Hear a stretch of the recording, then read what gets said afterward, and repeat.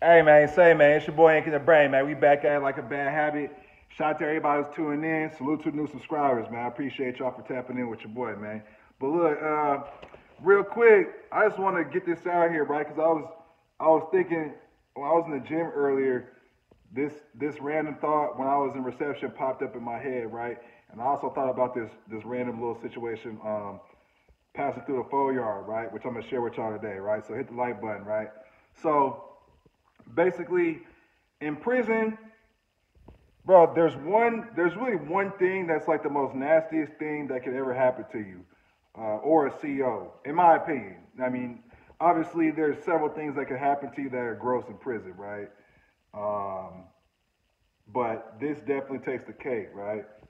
Now, this situation definitely let me know, like, damn, like I'm really in prison now. Because I heard about this happening before I went down, but seeing it with your own two eyes is different, right? So, boom. So, we in reception, right? So, I'm in reception. So, I got through county jail. I was in there for 2 weeks. They shipped me off to reception.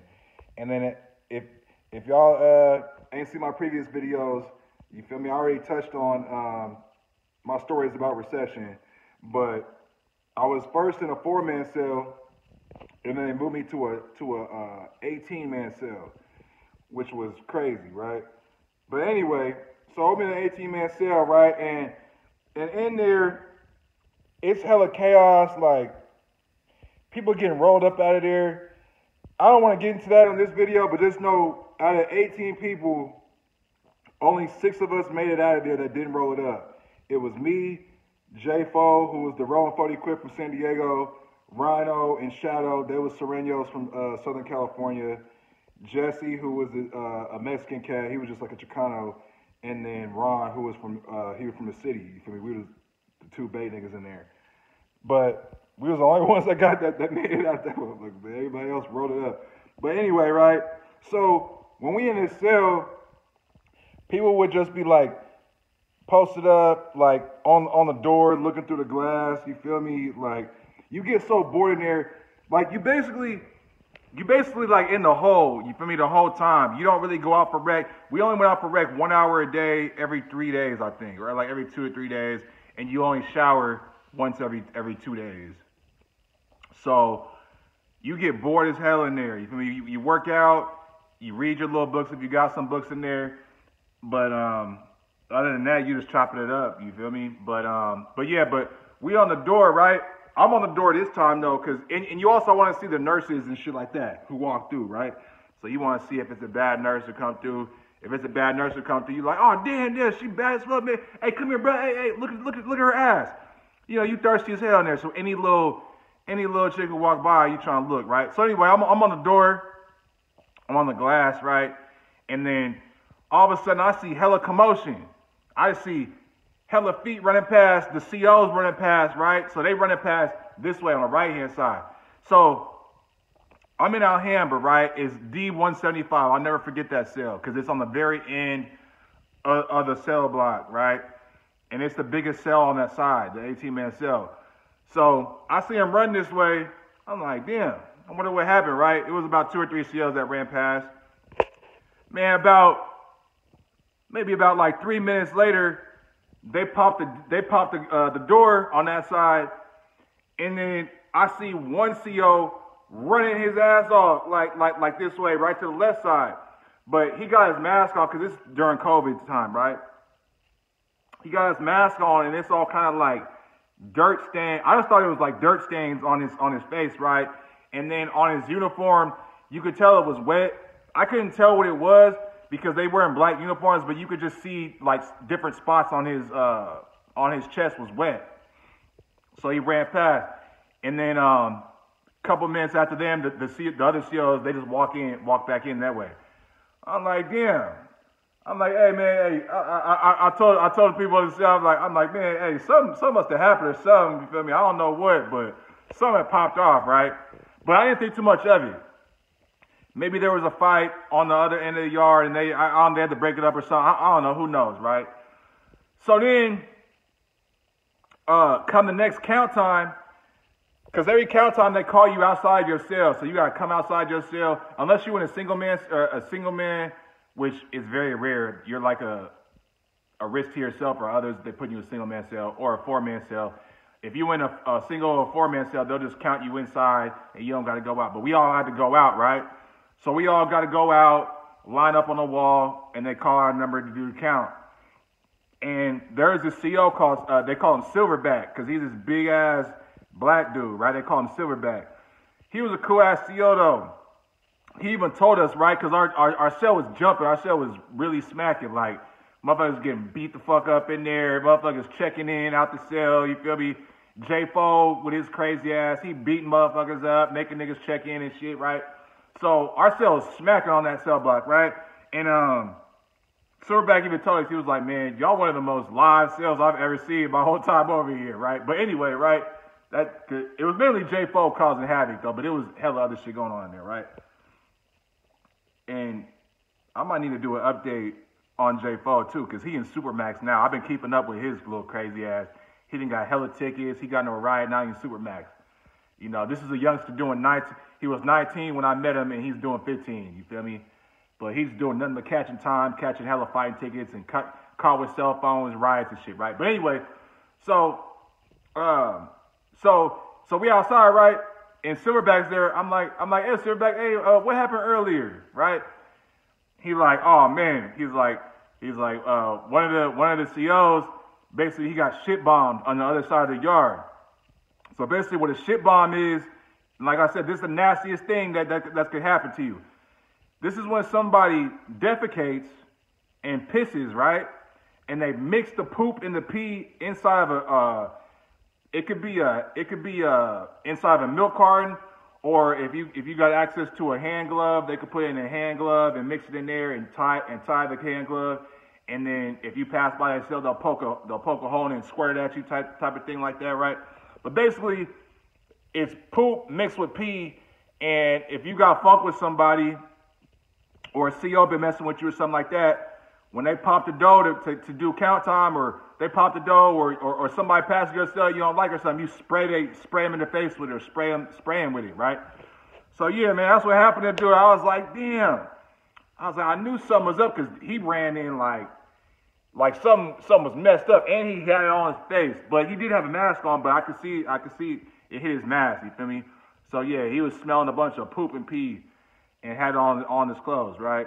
So yeah, man, when I saw that, y'all, I was like, man, I'm really locked up in the joint. I didn't even hit the yard yet, though. I was just in reception, but it's still classified as a prison yard, man. So yeah, at that point, y'all, I knew, I was like, man, I'm in for a long haul. Even with my little 2 years, I was like, man, this is going to be serious. You feel what I'm saying? So yeah, the second thing, right, I'm going to touch on, and this isn't nothing too dramatic or nothing, but I just remember this very vividly. So when I left the 3-yard, right, they transferred me to the 2. And when you're in transit, there may be other people on the bus with you that they got to drop off at a different yard, right? And in this case, and I told this story on my channel as well, but I ran into Lil Richie Rich, which one of my cellies who was a P, right? He was a pimp, right? He had told me about Lil Richie Rich on some random shit that he had did time with him before, and because we was talking about face tats and youngins with face tats, and he was like, yeah, man, you know what I mean? I did time with Lil Richie Rich, and his whole face blasted. He was a Hoover Crip, right? And lo and behold, in transfer, they hold you in different outside cages. And I'm in one cage, they serve us lunch, and bro next to me, I'm looking at him, and his face is hella hit. He had like Hoover, HOOVA, I want to say 7-3 or something like that. And then he had his enemies whacked out, or something X'd out on his face. Just whole face hit, right? Looking crazy though. And I'm like, come to find out, long story short, I don't want to get onto it, but we chopping it up on the bus, and this is Lil Richie Rich. I'm like, hey man, you know Hot Dog? He like, yeah man, you OG Pimpin'? I'm like, yeah man. I'm like, he told me about you, bro. It was hella random coincidental, right? But anyway, he caught a murder. He was in high spirits, thinking he was gonna beat it, but he got 25 to life, I want to say. If not 25 to life, he got like 25 or 30 years. But he was like, yeah, I'm going to beat it on the pill, won't. You know, I did a video on this, prisoners with false hope. You know what I mean? When I touched on Muwap and shit, he was one of them dudes who had false hope too, man, thinking he gonna get out. Like, nah, Richie Rich, you're not getting out, bro. You already been to the pen before. Now you caught another body. Now you done. But yeah. So we go to the faux yard, which is Kaibab, right? Kaibab is a faux yard out here in Arizona, right? So we go to Kaibab, and we all hop out, and they actually take our weight and shit like that too there to transfer to the 2 yard, I guess, because there's different. I forget how it works, but there's different little sections that they may take you to do certain biological metrics. Excuse me. Take your blood pressure and stuff like that while you're in transit. So we stopped at the faux yard, right? Now, I didn't go inside of Kaibab. I'd never seen inside of the faux yard, nothing like that, but we stopped through there, right? We drop off Little Richie Rich. We there for maybe 2 hours, and we still cuffed up, man. Transit is hard because you all cuffed up behind. No, it's not behind your back. You're cuffed up in front of your body, but you can't move. Like, you just, bro. That ride is, your back's gonna be hurting. If you go into prison, bro, be prepared for that transit. In my opinion, that's like the worst part about prison, because at least if you're on the yard, you can walk around and shit. But in transit, it's horrible, man. It's horrible. Back hurting and shit. You can't move. If you gotta piss, you gotta piss on yourself because they ain't gonna stop for you. Shit like that. It's all bad in transit, right? But anyway, we drop off Little Richie Rich.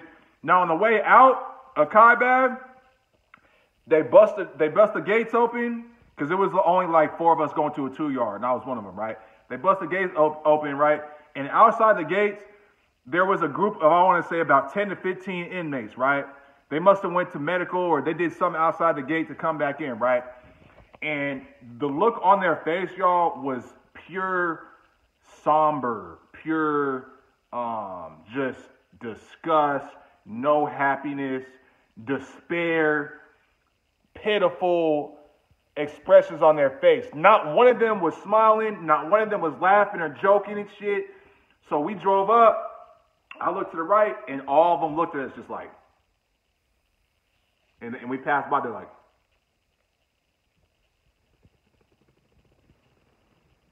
they just like that, right?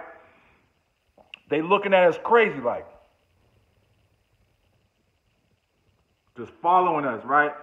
Just the most, that I'll never forget the look on their face, man. It told me, it showed me like, man, this faux yard living is serious as hell. And they're not having any fun behind them walls. Behind them, that faux yard is serious, bruh. Because even on a 3 yard, like, I did time with lifers and shit, and people doing 20-something years, and like, when we line up to go to medical and things like that, they'll still be cracking jokes. Like, there was this one Mexican dude, he was hella tatted and shit. He was doing a lot of time for a murder. He didn't have life, but he was doing like double decades. And he used to always clown and laugh and shit like that in line and joke with the COs and stuff. So even he was just cracking jokes. But the look on these guys' face on the faux yard, y'all, I'll never forget the look on their face. Pure despair. So you do not want to go to a faux yard. It's not fun. That's what they were probably like, man, look at these bitch ass niggas. They going to a fucking 3 yard probably, bitch ass. Who the fuck they think they are? I'll kill one of you niggas. That was the vibe they got, like, from their eyes. Not one of them was smiling, y'all. But yeah, man, I just want to get them two little short stories out for y'all, man. If y'all like the video, hit the like button. Definitely subscribe to the channel. Hey, man, check this out. If you're doing dirt in the streets, man, whether you're robbing, scamming, you're selling illegal drugs, you're doing things like this, man, your day is coming, bruh. Unless you got the strength to just cut it off cold turkey and say, man, you know what? I'm out of this life. I'm done. You feel me? If you pimping, you sending a bitch, they're gonna hit you with pimping and pandering or human trafficking. I met a P who got 13 years for that shit, right? And he's actually getting out very soon too, because he was on the 2 yard, man. Cuddy, shout out to Cuddy. But yeah, man. So I advise y'all to stop doing crime if you are doing crime. Otherwise, you're gonna get a lot of time for doing that same crime. You dig what I'm saying? All right, I'm out.